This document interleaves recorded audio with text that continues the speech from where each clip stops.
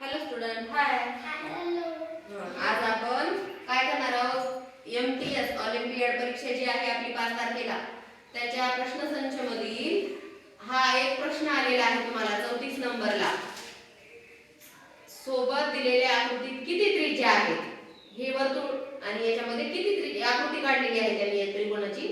तर हे आकृतीमध्ये किती त्रिज्या आहेत हे तुम्हाला सांगायचं आहे. ऑप्शन आहे 1 2 3 4. तर मग तुम्ही कसं सांगाल त्रिज्या किती आहेत? तर त्याच्यासाठी तुम्हाला अगोदर वर्तुळ त्याच्यामधले जे आहेत केंद्रबिंदू, त्रिज्या, व्यास, जीवा हे प्रकार ते तुम्हाला समजले पाहिजे.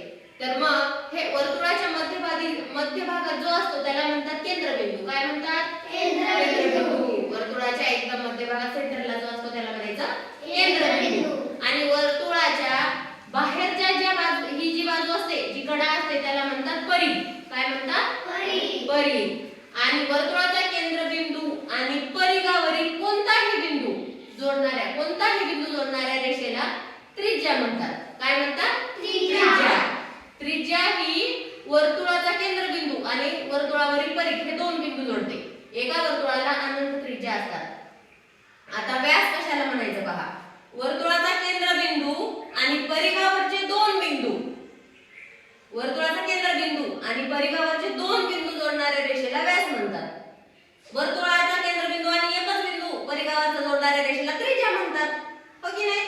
ती वर्तुळाच्या अर्ध्यातच असते. पण वर्तुळाच्या एका टोकापासून दुसऱ्या टोकापर्यंत वर्तुळाचे दोन भाग करण्याचं काम हे काय करत असतं? व्यास. कळलं ना? म्हणजेच व्यास हा त्रिज्येच्या कसा असतो? दुप्पट. दिसतो नाही का तुम्हाला? याला म्हणायचं व्यास. हा काय आहे? व्यास. आणि ही